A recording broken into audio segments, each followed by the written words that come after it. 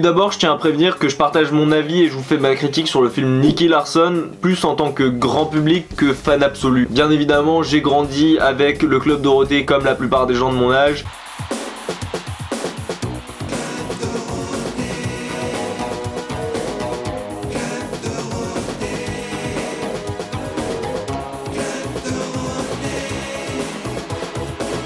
Et oui, je connais le Nicky Larson, mais ce n'était pas quelque chose que je suivais tant à l'époque, donc je peux pas vous faire une critique comme je ferais une critique sur Harry Potter par exemple. Alors, que nous réserve ce nouveau film de Philippe Lachaud après Alibi.com, Babysitting 1 et 2? Ici, pour l'histoire, on va faire court. Nicky Larson et Laura sont appelés pour retrouver le parfum dit de Cupidon, qui a le pouvoir de faire tomber amoureux quiconque le sent de la personne qui le porte. Suite à un contretemps, Nicky et Laura vont se retrouver tous les deux liés à une personne différente à cause de ce parfum. Ils ont désormais 48 heures pour retrouver ce dernier, ainsi que son antidote, avant que les effets de celui-ci soient irréversibles.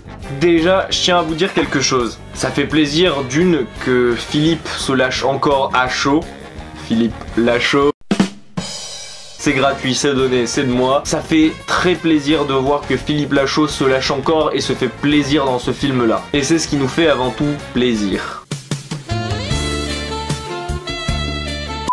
Alors oui, outre le fait que le film se fera reprocher par beaucoup son humour noir ou ses nombreuses blagues sur le sexe, je trouve que ça fait plaisir d'avoir enfin dans une société où de nos jours tout est pris à mal et tout est censuré, d'avoir enfin un film qui se lâche et qui s'en fout du politiquement correct. Niveau scénario, le film est bien dosé entre humour et action, ce qui fera passer ces 1h30 encore plus vite que prévu, et qui nous donnera assez facilement envie d'en voir plus. Même si ici on ressort du film avec l'essentiel et le meilleur. L'humour et l'action ici présents collent assez bien au personnage de Nicky Larson, ce qui fait plaisir à voir. Les phases d'action et de vue FPS rappelleront à certains le film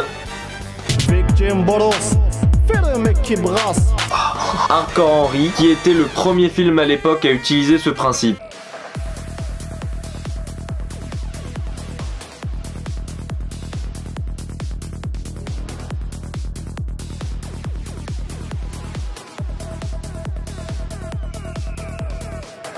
Sorti à quelques semaines d'intervalle avec le film Qu'est-ce qu'on a encore fait au bon Dieu, le film sort surtout sur le vent de fraîcheur et de nouveau que c'est bien faire le cinéma français. Parfois. Aussi bien dosé au niveau des références du Club Dorothée et aux dessins animés qu'on a connus à l'époque, les clins d'œil sauront faire plaisir aux fans. Au final, c'est un très bon film que nous sort là Philippe Lachaud, ce qui n'était pas gagné au vu des premières images auxquelles on a eu droit lors de son tournage. Comme quoi, il vaut mieux parfois attendre pour juger. En bref, c'est un bon gros fou rire en salle et un bon 8 pour Nicky. C'est tout pour cette critique de Nicky Larson et le mot de la fin ça sera... Abonnez-vous, ça fait plaisir.